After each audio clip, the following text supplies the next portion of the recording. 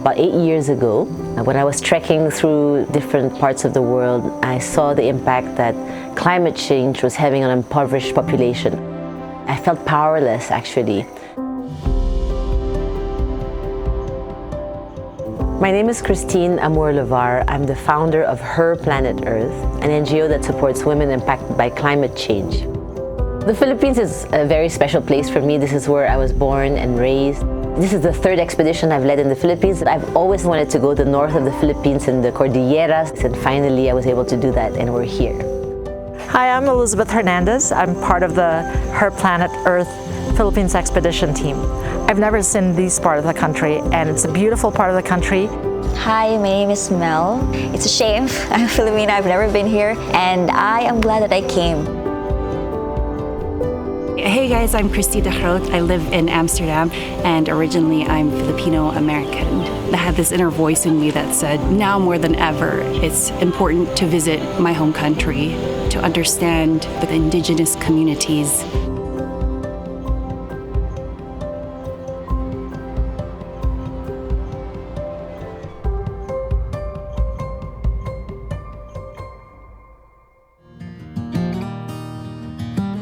We were greeted with traditional dance.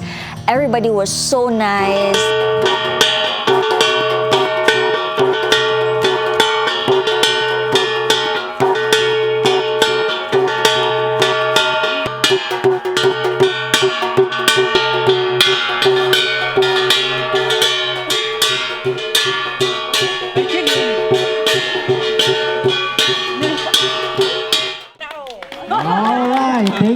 Thank you. We have prepared a short program for welcoming all of you. This trek was in support of Conservation International programs in agriculture in the Philippines, supporting women, but we also made direct donations. I wanted to present on behalf of our team a small donation to both to support the work that you do. And thank you for doing what you do. 1, 2, 3, go! Today we'd love to talk to you during the workshop a little bit about the impact that you've seen in terms of your crops and your agricultural programs. I gave a workshop. I shared practices that was shared to me by RISE. They graciously created a workshop for the farmers. They shared techniques that they also do in Indonesia, Vietnam, and also Bangladesh. This is the heirloom rice planted by Jocelyn. Jocelyn. Yes, Elizabeth. Wilma. And then they planted this heirloom rice. And then there's different kinds of heirloom rice. This is the white kind, and there's red, and there's the violet, which we had today for lunch. What struck me the most from our workshop with the women's organization was how these women are still sticking to their traditional crops despite the fact that it's much harder to grow their kind of rice. Between all of them, they also have different farming practices within each other. Right. The 3 women I spoke to, they're completely organic. The women next to us, those ones add fertilizer. So I was asking the women I was speaking to, why don't you put fertilizer? And they said, they can taste the difference. If there's fertilizer, hindi mabango yung rice. And which means it's not fragrant. After that beautiful workshop, we were able to try their suman, and it was honestly the best suman I've tried. And you could really do taste the fragrance. I think the biggest challenge with agriculture, as I see it, is that we as consumers don't fully understand how hard it is to produce the food, right? So there's this gap between the producers and the consumers. And so we want, all of the choices, 365 days of the year, without understanding the sacrifices you have to take on the agricultural side if you want that kind of convenience. I kind of felt guilty, living in the city. I don't know where rice came from. I just know they're from a supermarket. And sometimes they're expensive, and if you want good quality rice, then you buy a more expensive one. Sometimes they're not even from the Philippines, which is sad, because we have rice here.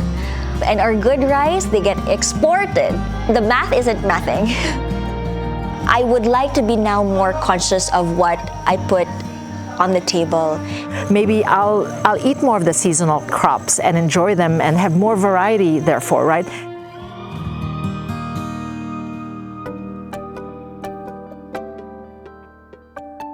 We are in Batad, the beautiful rice terrace in the middle of the Philippines, northern Luzon. How are you feeling? Great, great. I mean, look at this.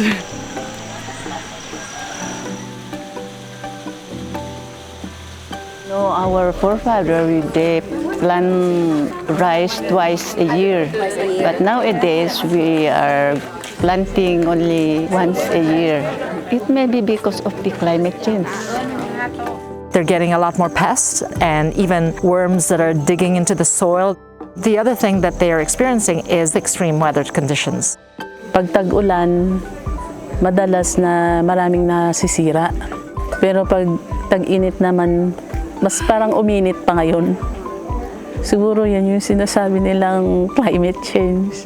Pagdating ng 10 or 11, mainit na yon, hindi na kung maaari, hindi na pwedeng nandun ka na lang, nakabilad sa araw. I asked one of the ladies, are you happy and what are your dreams? And she said, my vision is to make sure that my kids study so that they don't have to live this life that I live. It's bittersweet because we want them to preserve this beautiful land, but we need a livelihood. I'm also so sadly touched to see the rice terraces not being used, because that's also a culture thing. We should take much more care of our culture. I felt really sad because, I mean, when we saw banana rice terraces, right? It's deteriorated, and I'm so scared that it's gonna happen to Ifugao. Yeah. You know, the rice terraces, if it's not planted, they will erode. You have to plant. That's the secret there. If there's no demand, the farmers will not plant. So really, we have to create demand.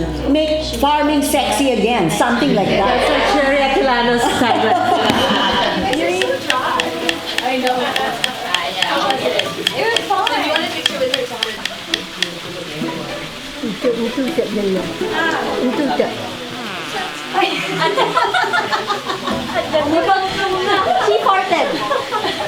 So today we were also very lucky to meet a legendary lady called Apo Whang-Od. She's a world famous tattoo artist, and meeting her has been actually one of my dreams. She's 108 years old. She was last year on the cover of Vogue Philippines. She's legendary and she's so wise and cheeky. And today meeting her was so inspiring because it really showed you that at any age there's no limit. You can do whatever you want.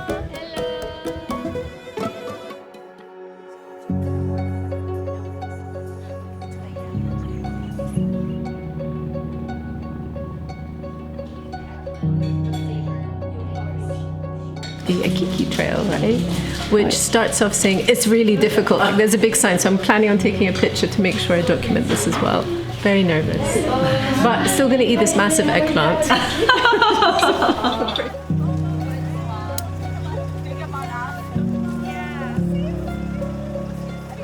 This is a warm-up. Apparently there's a bigger, ascent, but we got this. You got this. Exactly. It's been great, so I'm happy I kept up with everyone, and everyone's so supportive and kind. Filipino style, which means we're using our fingers. Yeah.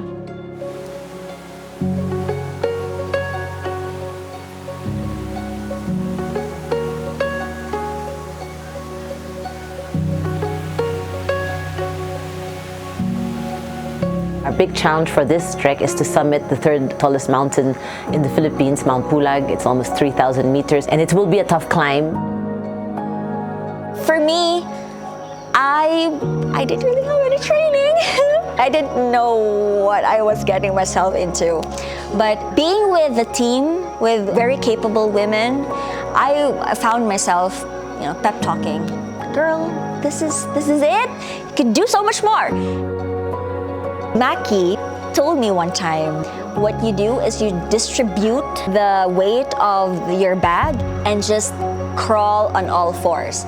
I am gonna say, I did that through a breeze. There's something about that challenge that is also so invigorating and actually gives me more energy.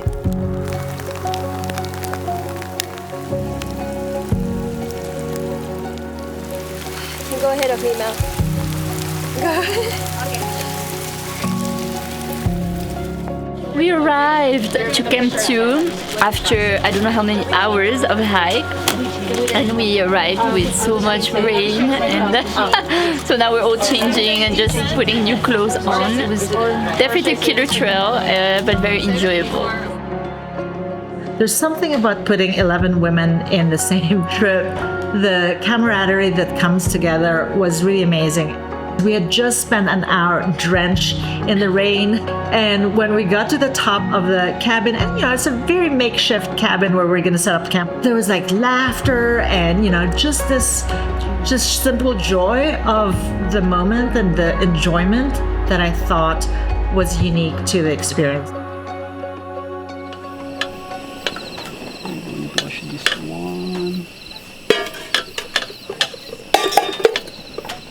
Okay, so our chefs, what are we making tonight? Tonight, our food for dinner is broccoli tuna. Wow. And then a ramyun soup. And some corned beef on the side. Side dish. Side dish. Singkamas. Oh, you got my singkamas? Yes. I requested singkamas. Great. I'm still laughing in my head about yesterday's graduation ceremony that she did. You know those utensils where everyone had the names? Yeah. So here we are, we're starving, okay? We're drenched. We're drenched. There's no light, there's all these little lights. Yeah, the age. It's like our graduation. Congratulations. Oh, thank you so much. Thank you. Bravo.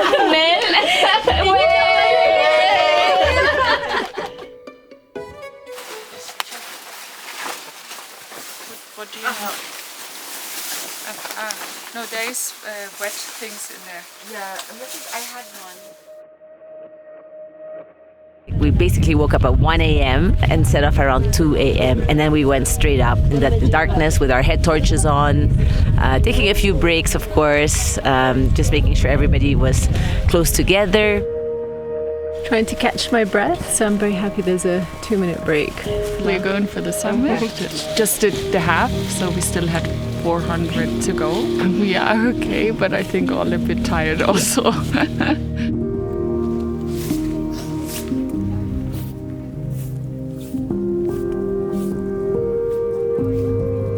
It was tough, especially when we got to the peak of the previous mountain, and I thought that was a peak. And then you get to the other side and you realize you have to go all the way down and go even higher. I mean, there was a little mental game there because, you're already up, then you have to go down, and then you had to go up. But in the end, it's always worth it. The climb is always worth it, and the journey is part of it. Did it! Did it! Oh my gosh! I'm gonna cry. Worth it. High five! Well done. Big thanks for your support. Without you, I wouldn't have done it. Oh, well done! Mamma mia! Madonna Santa! This was a tough one. There's another trail that's much easier, but we chose to challenge ourselves, obviously, because we're raising funds for women impacted by climate change in the Philippines. And, we had to push the limits a little bit, but it's been so worth it. Beautiful experience with an incredible team of women. So proud of them. Third highest mountain in the Philippines. Well done.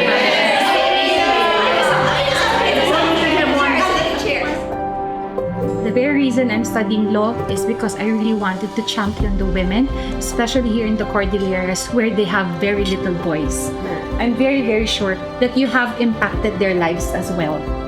And parang nag-goosebumps ako kanina. Sabi ko, oh my God, I really believe that everything happens for a reason. Nothing's ever accidental. This is not a coincidence that we met each other, because each one of us are inspiring each other.